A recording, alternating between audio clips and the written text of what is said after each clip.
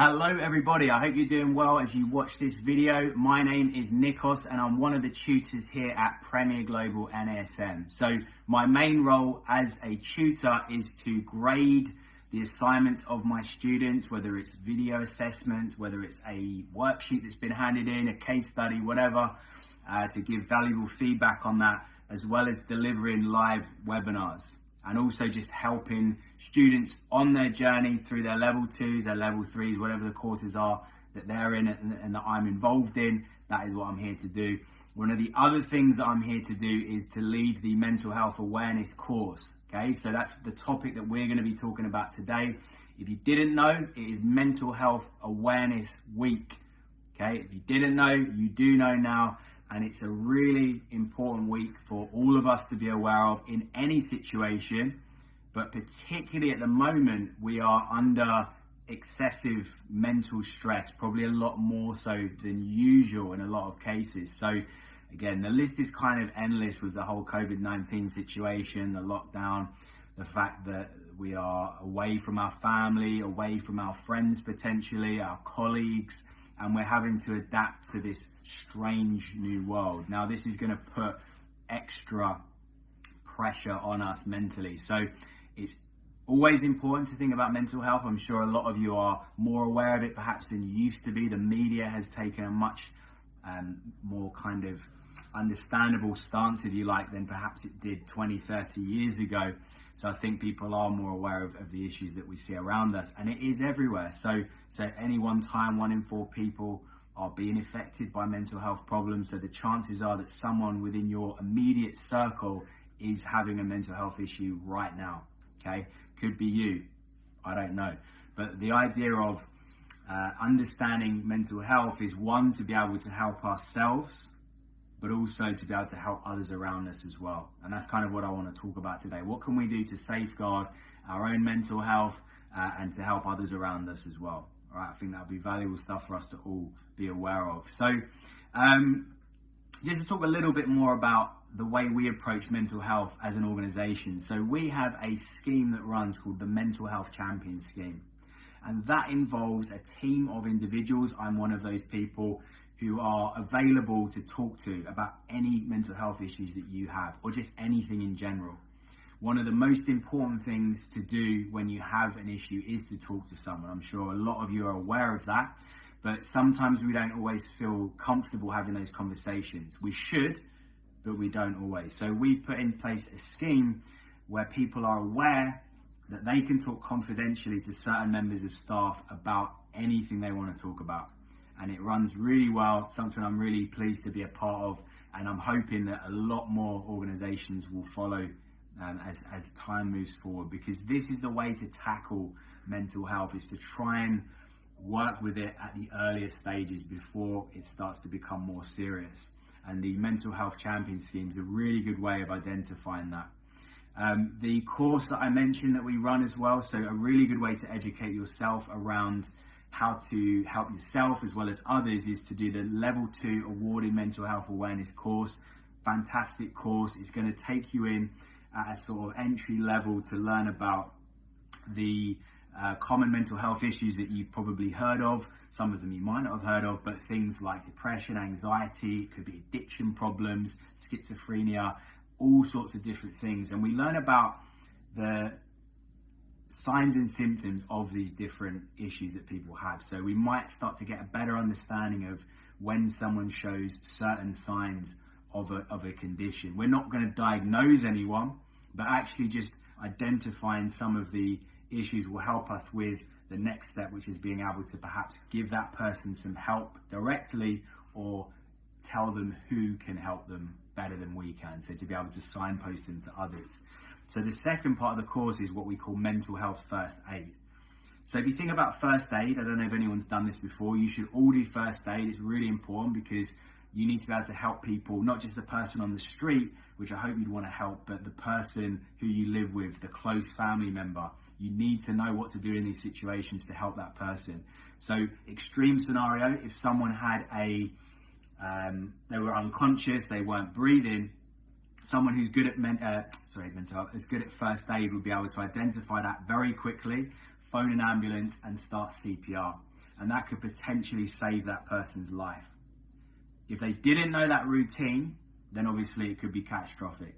The other example, I don't know, someone's got, they've had an accident, there's a bit of glass in their leg. Okay, you don't pull it out, you leave it in. That's one of the things you learn in first aid, all right? So you've just learned that now if you didn't know that already, because that's going to stem the bleeding potentially. If we take the wrong action, first of all, it could cause harm to someone. And if we take the right action, it's going to give them a much better chance of recovering. So this is the same concept with mental health. If we can identify someone who has a mental health issue, or at least have some kind of inkling, some kind of clue, we are then able to understand how to approach that situation to give them the best help possible. Now that could just be a meaningful conversation we have with them, or conversations, or it could be that we are able to signpost them towards something that's going to help them. We also learn about things like what to do in an emergency, so a first aid emergency where someone perhaps is considering taking their own life. So all of these things we cover on the course. Anyone can do it. I highly recommend it. So that's definitely something for you guys to check out and look into. As an organization, we are here to support you. So if you are involved in one of our courses, not just myself as a tutor, but we have a whole team of people to support you. If you're feeling overwhelmed, you're feeling a bit stressed, we have the Student Success Coach team. So they're a fantastic team who are there to help guide you through the course and pick up the phone to you if you're struggling with something, you need to talk about something, you need to have a better understanding of where to go next in the course. You have the tutors available for that. We also have careers advice support. We have a customer services team as well, and there are various outreach programs that we have to help you in these situations, and obviously in the course. So to go through the process with the minimal stress possible is the goal that we have, and the most success, of course, as well. So it's a team effort, and we are very passionate about delivering that for you as well. So I want to talk a little bit about managing your mental health in the current situation. So I'm one of those people who is pretty isolated. I've got a couple of housemates I live with, but I'm away from my family. I don't live with any family. I am away from my colleagues. I'm working from home, and I've had the virus as well. So I've been in a situation where I've had 2 weeks of like being stuck in a room, not able to see anyone at all. So I've been through most of the things that you expect to happen in this situation. And before we went into this sort of lockdown period, obviously being someone who's educated in the whole mental health arena, I was kind of armed and ready for what was about to come. So I didn't approach it in a sense of, this will be fine. I actually started to think, okay, right, what am I going to do practically to give me the best chance of maintaining good levels of mental health and even thriving with my mental health in this situation? And I can tell you that the things I've done have worked brilliantly. I'm feeling good, my head is in a good place, and I'm very productive at the moment. So for me, the kind of idea was to level up in a sense. So to try and, when I say level up, what can I do to make myself a stronger, more capable person in as many different areas as possible?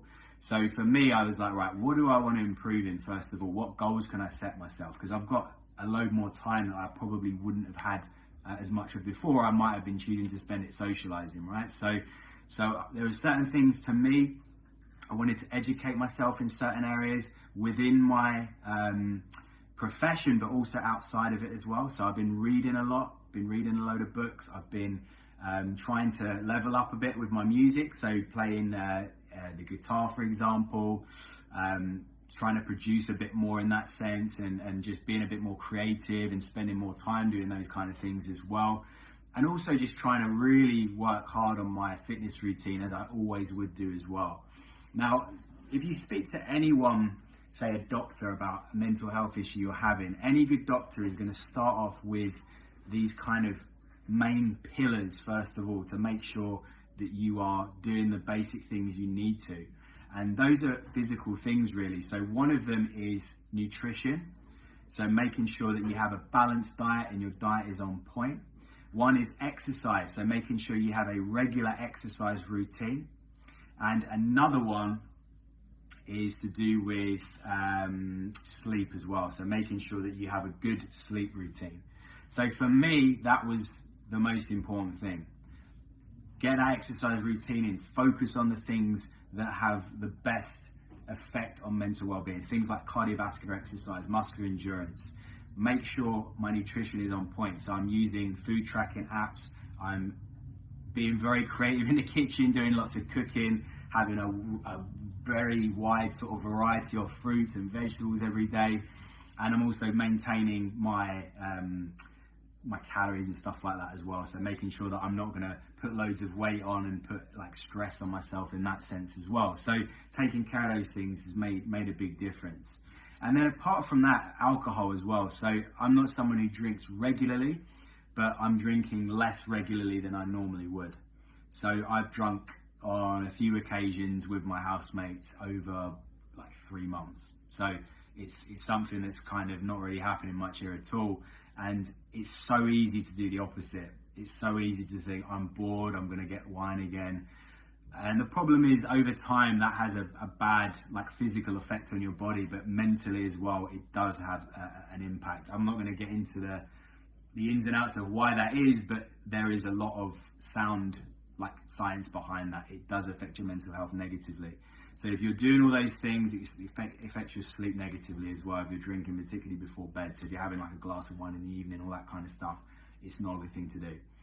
All right, so in terms of like putting that into action, for me, it's about having a schedule. So having a schedule that has a variety of different things that allow me to work towards different goals.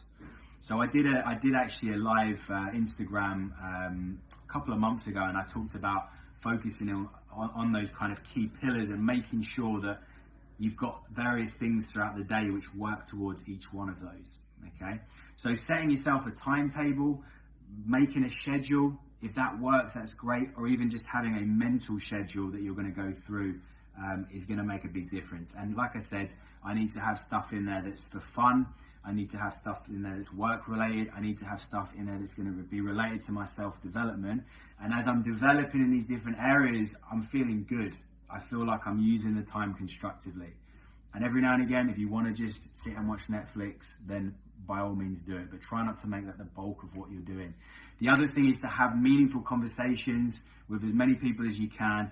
Get yourself on Skype, get yourself on Zoom, whatever it is, and reach out to those people and try and have those eye contact conversations, because even though it's a screen you're talking to, it's still the person, isn't it? So I know they're physically not there, but it's different to talking to someone on a phone. So try and do that as much as you can. And I want you to have a think right now, is there anyone I know who might be in a particularly tricky situation? Maybe you thought about them the other day. I wonder how that person's getting on. Maybe they're struggling a little bit. Give them a call, reach out to them, send them a message, and don't just do it once, do it more than once, do it twice, do it 3 times. One of the things we talk about on our mental health course is to ask the question, not once, not twice, 3 times, multiple times. Make sure you show that person that you care and you want to know how they're getting on, and you give them that outlet to connect. So everyone, take that away with you. So I want you to think about that now. Go away and give someone a call. Make sure that they're doing well. And if we all do that collectively, we're going to be in a much stronger position as we move through this period. All right. So hope that was helpful. I hope you found that interesting. And if you have any questions on anything related to that, please give us a little DM. But please stay safe, everybody. It's been great talking to you. Take care. Thank you very much.